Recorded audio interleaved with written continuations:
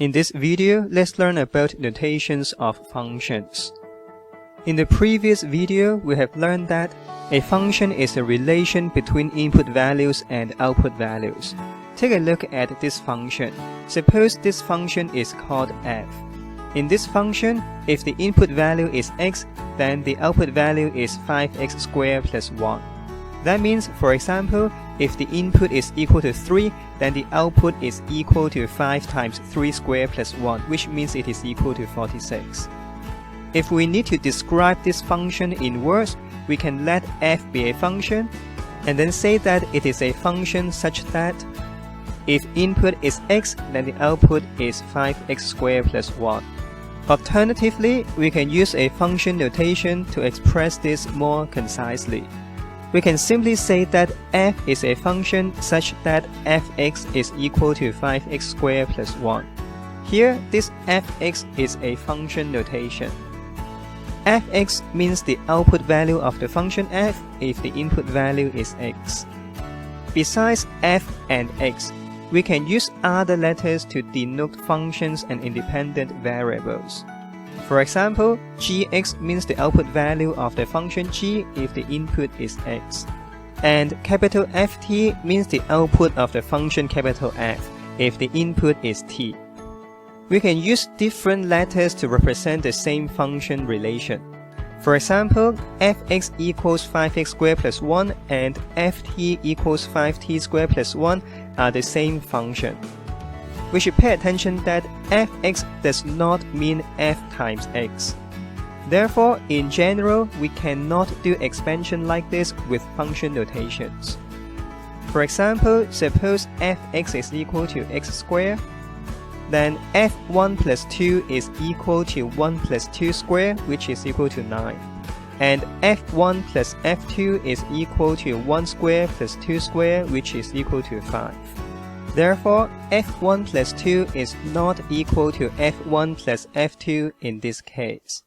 Now, let's take a look at some examples involving notations of functions. In this example, fx is equal to x squared plus 4x.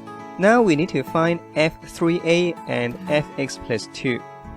For f3a, it means that we need to find the value of fx when x is equal to 3a.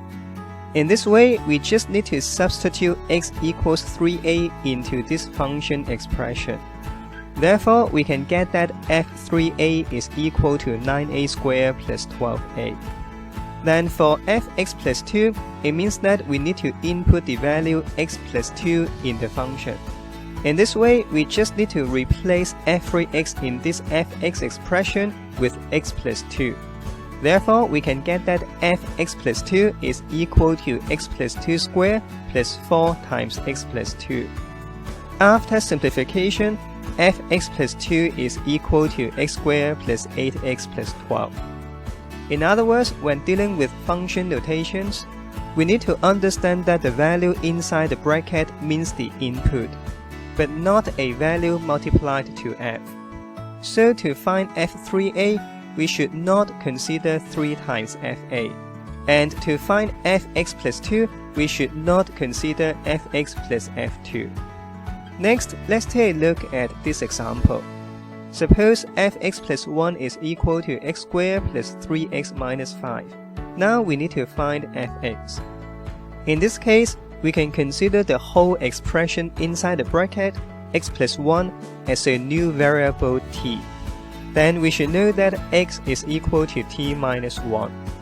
Now we can substitute x equals t minus 1 into this function expression.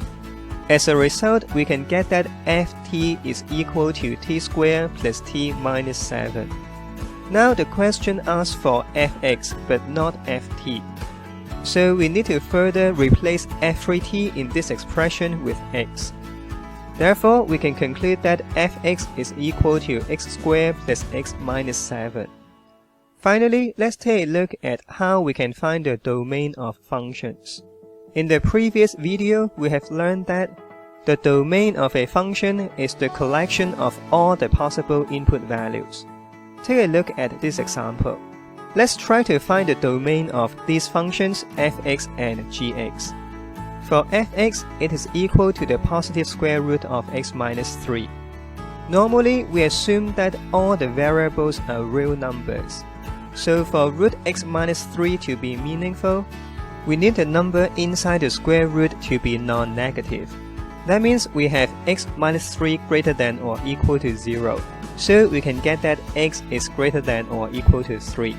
Now we can conclude that the domain of f is all real numbers greater than or equal to 3. Alternatively, with the function notation, we can say that the domain of fx is all real numbers x such that x is greater than or equal to 3. For the other function 2 over x plus 7, we need the denominator to be non-zero so that it is meaningful. So we can get that x is not equal to minus 7. Therefore, we can conclude that the domain of G is all real numbers except minus 7. Alternatively, with the function notation, we can say that the domain of Gx is all real numbers x such that x is not equal to minus 7. This is how we can make use of notations of functions.